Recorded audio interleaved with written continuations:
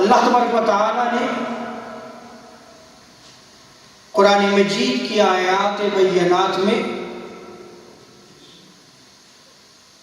ایک انسان کے قتل کو پوری انسانیت کا قتل قرار دیا ہے. جیسے کہ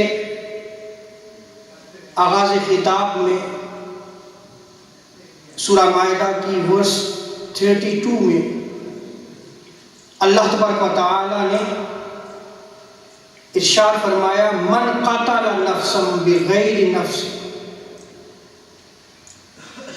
کہ اگر کسی نے کسی جان کو ناحق قتل کیا، بلا وجہ قتل کیا،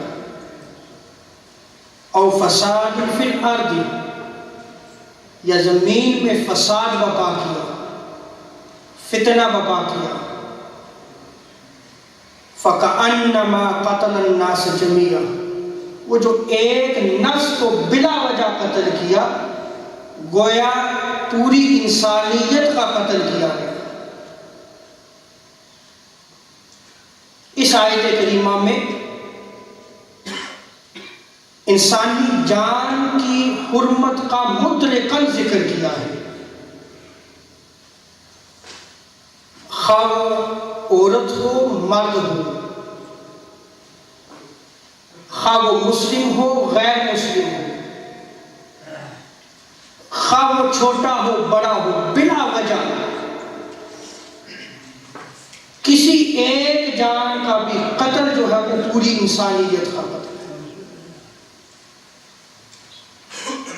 اور اگر ارادتاً جان بوجھ کر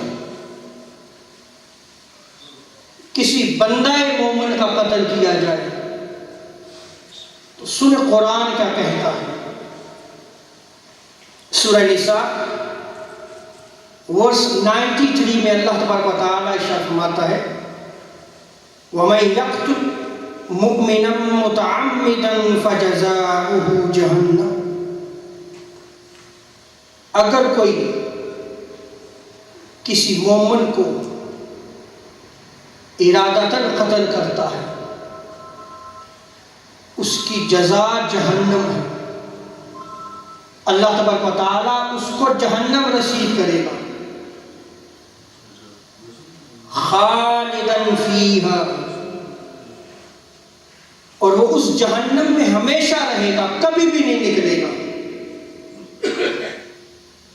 وَغَضِبَ اللَّهُ عَلَيْهِ، اور اللہ تعالیٰ اس پر غضب فرماتا ہے. وَلَعْنَهُ، اور اللہ تعالیٰ اس پہ لعنت بھیجتا ہے. وَعَدَّ لَهُ عَذَابًا عَظِيمًا، اور آخرت میں شدید ترین عذاب میں مبتلا کیا جائے گا. آخرت میں اس کے لیے عظیم عذاب تیار کر رکھا ہے اللہ تبارک و تعالی.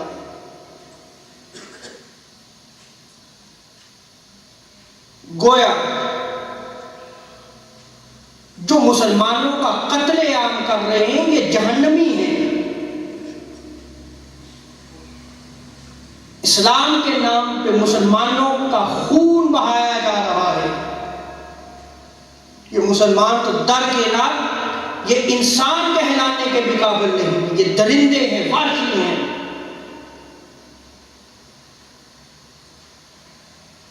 اور یہ ہمیشہ جہنم میں پڑے رہیں گے. یہ ملعون ہیں، لعنتی ہیں، اور آخرت میں ان کے لیے شدید ترین عذاب تیار کر رکھا ہے.